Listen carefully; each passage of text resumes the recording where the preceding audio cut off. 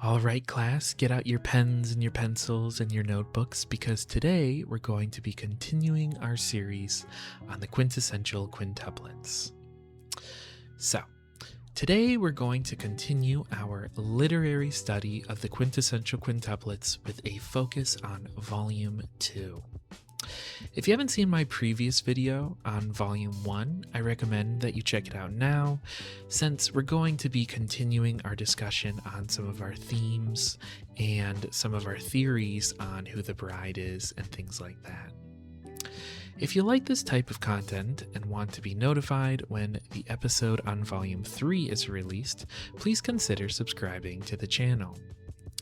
Also, if you have seen these videos before, I'd love to hear what you think of the new editing style. I think it's a bit more colorful and fun, but let me know in the comments.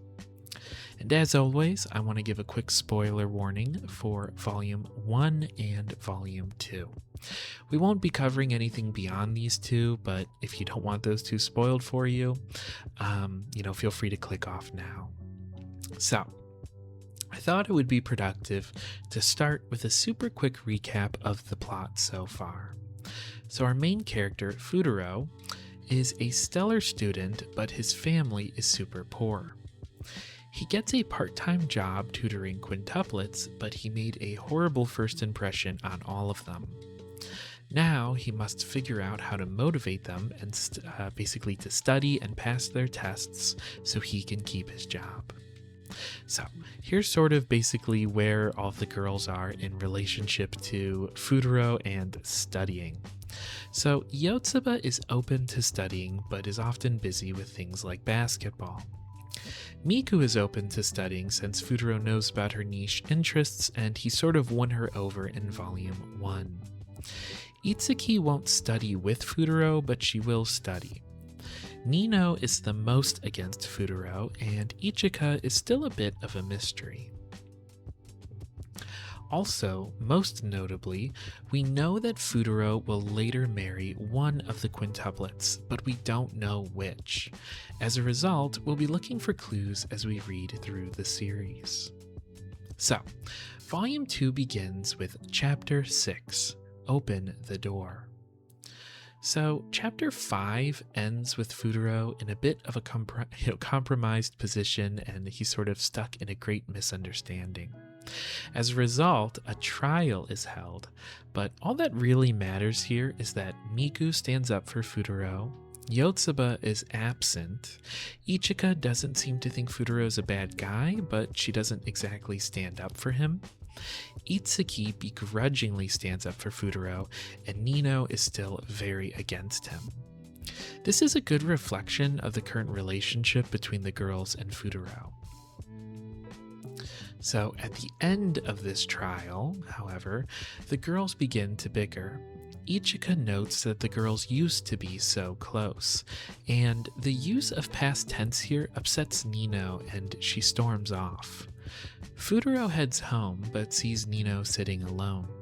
He sits beside her and basically calls her bluff when she says that she hates everyone, including her sisters.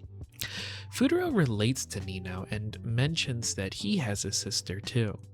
However, Nino gets the wrong message and states that she'll continue to go against Futaro even if it means making her sisters hate her. So then we get Chapter 7, Our Day Off. During a day off, Itsuki stops by Futaro's house to give him his payment for his tutoring sessions. At first, Futaro feels like he can't accept the payment since he hasn't done much yet. However, Itsuki says that he has done something. He's instigated a change among the 5 of them.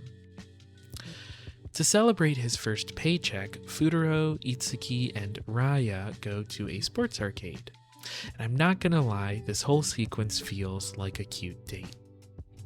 It sort of goes with our previous theory of Itsuki being the bride, since she got the meet cute and the first date, which are both sort of important story beats in a romance novel, if you're familiar with that sort of story structure.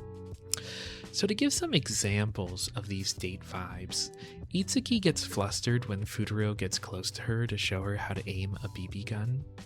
Itsuki and Futaro both get flustered in a photo booth, and Raya comments on how it's like they're taking a family photo. Itsuki gets a better understanding of Futaro and sees that he's not all bad, based on how much he cares for his sister. And if you've read any romance stories before, you'll immediately recognize all of these as major romance tropes that take place during the section where the two lovers start to develop feelings for one another.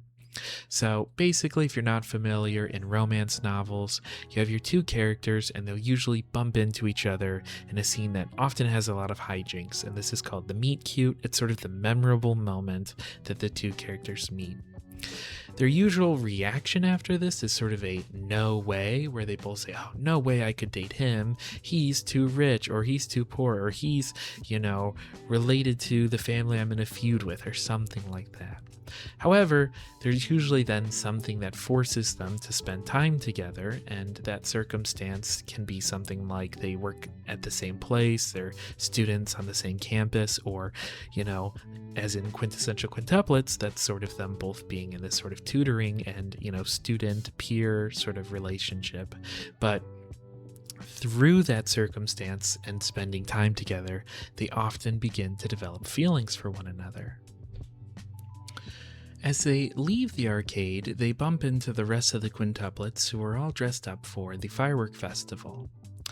Yotsuba invites Raya to join them at the firework festival, which is sort of an indirect invitation for Futaro to come along with as well.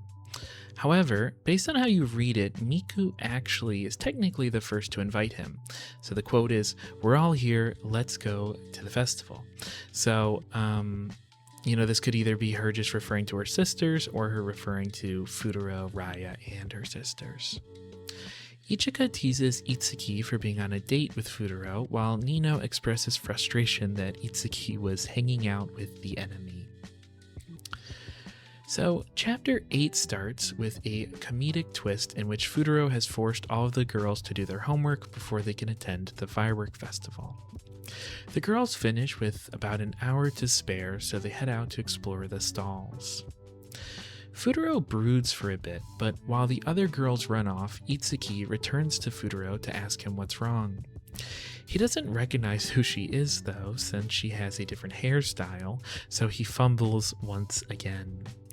The other girls appear and tease Futaro. Ichika, however, has to leave for a sort of mysterious phone call. Meanwhile, Yotsuba has been hanging out with Raya and showering her in gifts. Nino seems to have a moment of appreciation for Futaro by seeing how kind he is to his sister. However, when Yotsuba concludes that she could make Raya her sister if she just marries Futaro, Nino goes on the offensive once again. This causes Futaro to get bumped into Miku, who blushes at this interaction. The girls then decide to head off to buy various festival-themed snacks. Nino urges all of the girls to go faster, and Futaro asks Miku why Nino is so fired up about the fireworks. Miku reveals that it is an annual tradition for them since they used to watch the fireworks with their mother, who has since passed away. As the fireworks are about to start, the girls all get separated. Futaro leads Nino through the crowds to the rooftop that she's rented, and when they get there, they discover that they're the only ones there. Nino then remembers that she's the only one of the sisters who knows the address. Meanwhile, the countdown to the fireworks' conclusion begins. So, Nino tries to call her sisters, but is having a hard time getting in contact with them. Nino and Futaro can see Ichika from the rooftop, but for some reason she isn't picking up her phone. Futaro decides to head after Ichika so he can help the sisters unite for their tradition. When Futaro catches up to Ichika, he is confronted by a strange man who asks Futaro what his relationship is to Ichika. Futaro tries to explain that they are acquaintances, but Ichika and the man disappear in the crowd. Miku runs into Futuro. He asks if she's seen Ichika, but she hasn't. She initially says that she doesn't know about the older guy Ichika was with, but then she remembers that she's occasionally seen her leave a car driven by a man with similar features. Miku asks Futuro why he cares so much about the fireworks since they don't have anything to do with studying. He says that he has his own thoughts on the matter and that he saw how hard the girls were working to get to the fireworks show and how hard they worked on their studying and stuff like that. So this seems to touch Miku's heart. Futuro and Miku bump into people conducting a poll. They ask Futuro about what his relationship is to Miku. Before he can answer, both poll workers comment on how the two are obviously a couple. Miku tries to clarify that they're friends, but Futuro speaks first and says that they are acquaintances. Miku is clearly upset by his answer, but before they can discuss it, they say they see Itsuki. Futuro asks Itsuki what he thinks their relationship is, and she says that they are strangers at best. But she also sort of says, come on, you should know by now. As Futuro and Itsuki are talking, Ichika comes up from behind and pulls Futuro into an alley. Ichika tells him to keep what he saw a secret and that she can't watch the fireworks with everyone. So then we get Chapter 10, Our Day Off, Part 4. As Itsuki and Miku look for Futuro, Ichika explains that she had basically a last-minute job come up. Futuro tries to ask follow-up questions, but Ichika shuts him down by asking why he cares so much since he's just their tutor. Futuro sort of agrees with her, but before he can press the matter further, the strange man appears in the crowd. Ichika reveals that she works with him, but that she can't be seen with Futuro like this. As a result, they sort of fake an embrace so Ichika's face is hidden, and this way the man won't know who Futuro is with. As they continue their fake embrace, Ichika says that it's okay that they're basically doing this since they're friends. Futuro asks if it's okay to call themselves friends since he's just their tutor, and they likely wouldn't have become friends if it wasn't for the circumstance in which he's tutoring them. Ichika responds by telling Futuro not to overcomplicate things. Futuro reflects on this and wonders if he hurt Miku's feelings. Ichika explains that the man is actually a cameraman, so we know that she's in some sort of like photography or acting job.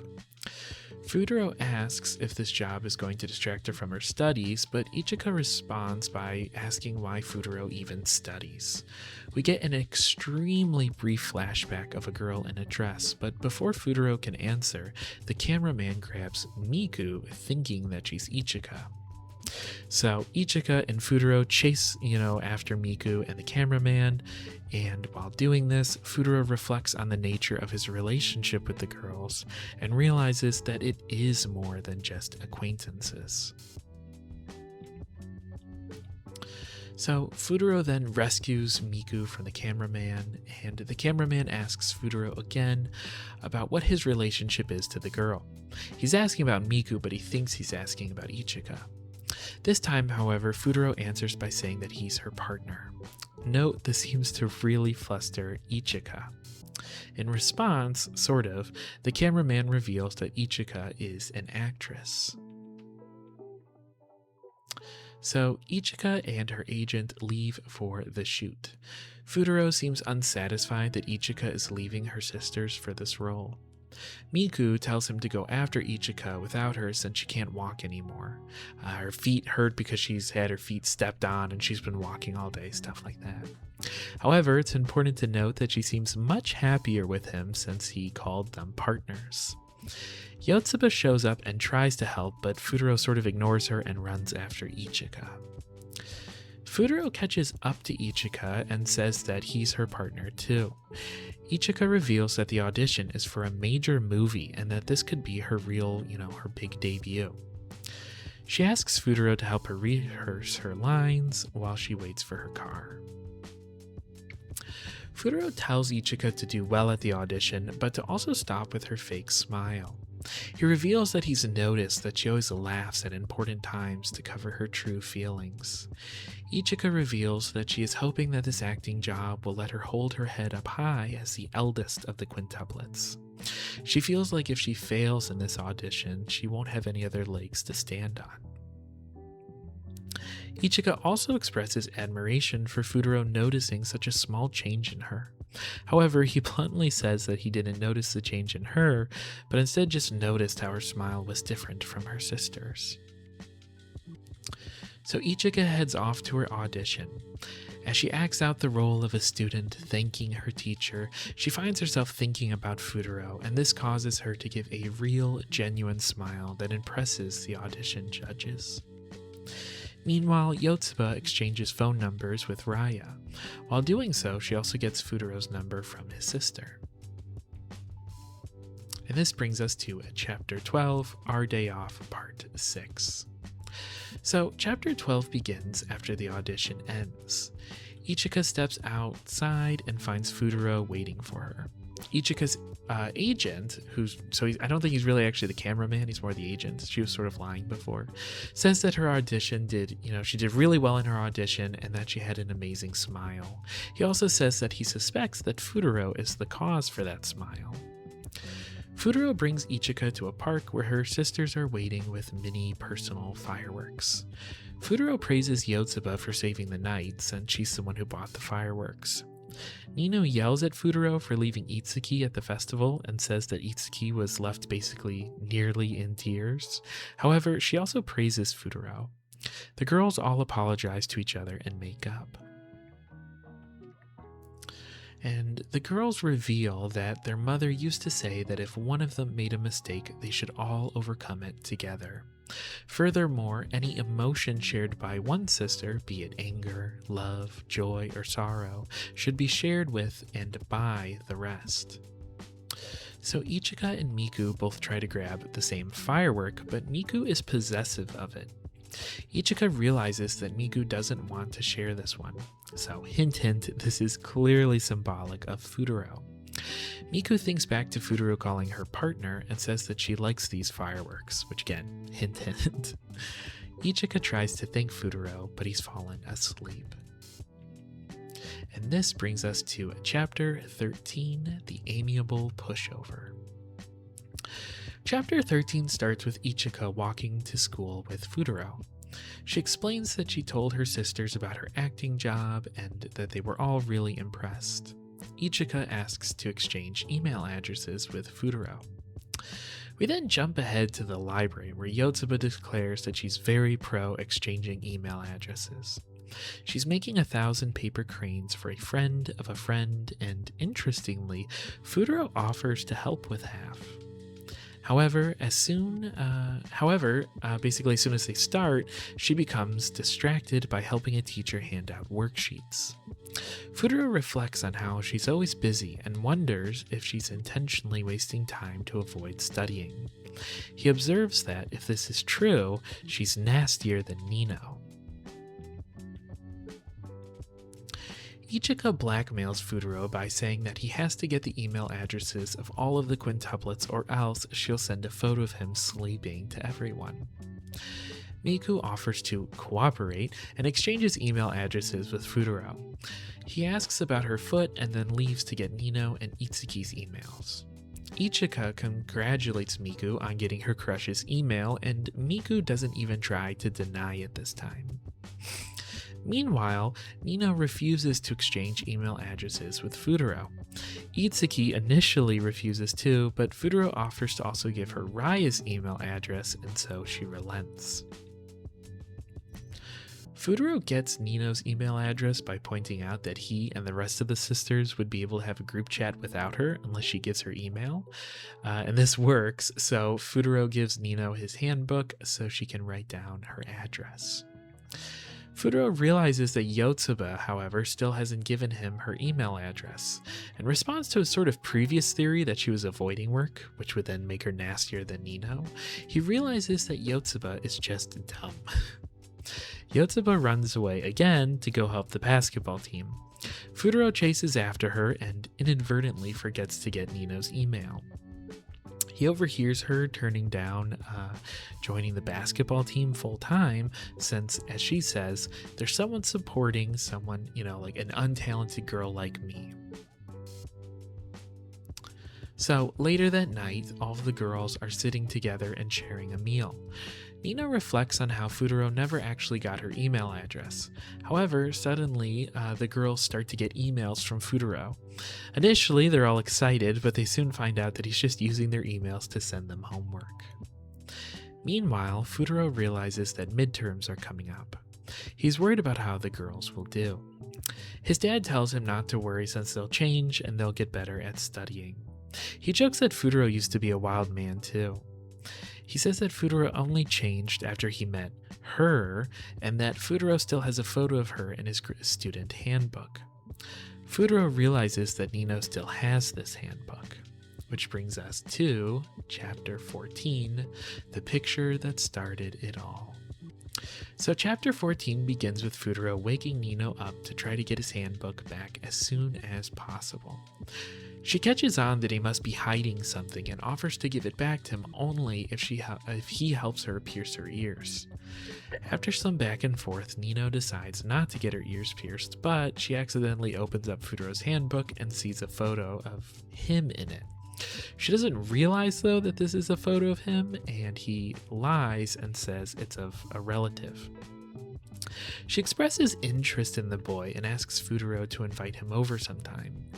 She asks Futaro if he wants to see photos of the quintuplets when they were that age, but he turns her down. So Nino leaves to go look at the photo album with her sisters. It's then revealed to the audience, but it's not clear if all the characters know, that Futaro likely met one of the sisters 5 years ago. They all had identical hair and clothes at the time, so it was impossible to tell them apart. However, the girl in his photo definitely looks like one of the girls when they were that age 5 years ago.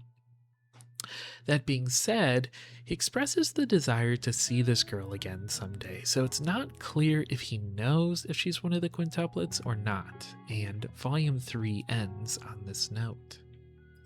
So, I want to now get into our discussion of which girl is the bride. We still don't know, but here's what we've learned from Volume 2. So, Itsuki. From purely a romance narrative perspective, Itsuki seems to be winning the most points. Futaro and her went on a date, she had the meet cute, she gets along with Raya, and in general, she seems close to him despite all of their bickering. And if anything, their bickering sort of counts as a point towards her being the bride. Yotsuba. Yotsuba and Futaro seem to get along well, but so far that seems to really be the only point that she's getting. She did make a joke about getting married to Futaro, and she brings out a more playful side in him. So, for example, he takes a break from studying to fold paper cranes with her. But she also saves the day with the whole fireworks thing, which makes Futaro happy. However, she's usually just off doing her own thing rather than spending time with Futaro, so we haven't seen their relationship develop much. Then we have Ichika. Ichika sort of feels like the main character of Volume 2. She seems to have caught feelings for Futaro in this volume. She was technically the first to call him a friend, although Miku tried to do this and then he just interrupted her. She also felt like she could confide in him about her acting career, which seems important since she didn't tell her sisters about it. In a way, Futaro seems like he's able to be the most open and honest with Ichika as well. So for example, he was able to process his relationship with the girls through his conversation with Ichika. Ichika is also the second girl that Futaro calls his partner. And that brings us to Miku. So if this was a race, I feel like Miku and Itsuki would be tied for first place as of Volume 2.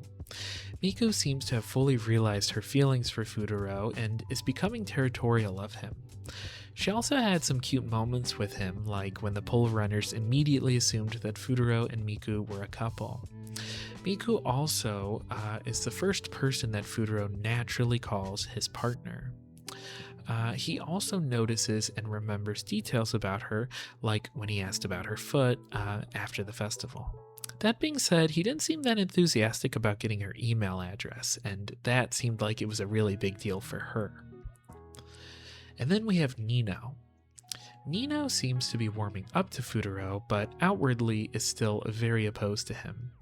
She's worried that he'll get between her and her sisters, but he also earns some of her respect through how he treats his sister and how he helps the quintuplets with the whole fireworks show.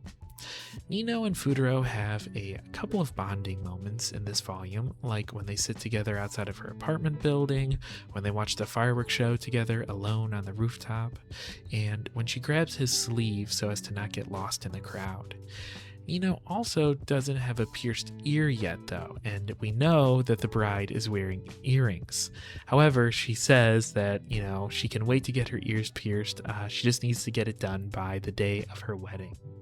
So, some major themes and ideas. Change happens. I think the biggest theme of Volume 2 is that change happens and that it's somewhat unavoidable, but not always a bad thing. So some examples of this is, Itsuki highlights that Futaro has instigated a change in the sisters. Ichika has changed the firework tradition between the sisters and has also pursued this whole secret acting career. Yotsuba is changing by turning down the basketball team. Usually she can't ever say no to anyone. Miku is changing by being more assertive, in that she doesn't want to share the firework or Futaro with Ichika. Nino is afraid of change between the sisters, but is warming up to Futaro. However, notably, she can't get herself to pierce her ears. And Futaro used to be a rascal, but he was changed when he met, quote-unquote, her. So yeah, Nino's definitely the most resistant to change, but I think change is the big concept here. On the surface, the plot of the Quintessential Quintuplets feels really small. It's ultimately just about a guy who tutors some quintuplets and falls in love with one of them. However, if you're a fan of this, you'll understand what I mean when I say that when you're reading it, it feels very significant. The mystery is engaging and the stakes feel extremely high and serious. I've been reflecting on why this might be, and I think part of it is because we know that Futaro has such a great deal of influence over the girls, whether he or they realize it yet. So, technically every decision he makes could have a drastic impact on their future.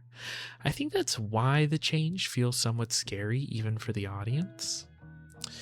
For example, we don't want Futaro to cause the girls to stop being friends. In that way, I actually understand Nino's concerns. The quintuplets as a group feel like the kind of friends you would want. Each is unique and has their own quirks, but they also work together and they help each other out. So, if falling in love with Futaro is ultimately going to cause division and separate the sisters, it sort of feels like a tragedy. And some final thoughts I want to mention before wrapping this up is basically I really enjoyed this volume. The first one is primarily about introducing the characters, and I feel like volume 2, the sort of quirks of the sisters and their own unique personalities got to come out more, and we got to see more of that. I think, like, for example, a really funny moment was when Futaro tells Nino that if she doesn't give him his or her email address, she's going to miss out on all these fun group chat conversations. So we're seeing him start to understand how the sisters work and how he can use it to his advantage, and it's just sort of fun. So I liked this one a lot, and I'm really looking forward to reading more of it. I'm also working on a series on Rent-A-Girlfriend, so I also recommend you check that out. If I'm comparing the two so far, just off of Volume 1 of Rent-A-Girlfriend and Volume 1 and Volume 2 of the Quintessential Quintuplets, I do think I like the Quintessential Quintuplets more, mostly just because there's such a large cast of characters and they're all really likable and funny so far. I'm hoping we see more characters show up in Rent-A-Girlfriend. But that being said, what did you think of today's episode? What are your thoughts on Volume 2? Let me know in the comments below. One of my, favorite things about making these episodes is sort of having some discourse and conversation in the comments below. I love to hear your own thoughts and observations. I'm sure you caught some stuff that I missed, especially in terms of clues as to who the bride might be. And I'd like to hear if you sort of agree with my assessment of the girls so far and sort of this big theme of change, you know, the inevitability of change and sort of the scariness that comes with that. I do ask that you avoid spoiling any content beyond volume 1 and 2, though, since we're trying to do this as a series where we go volume by volume. So, you know, don't spoil volume 3 in the comments for volume 2, if that makes sense.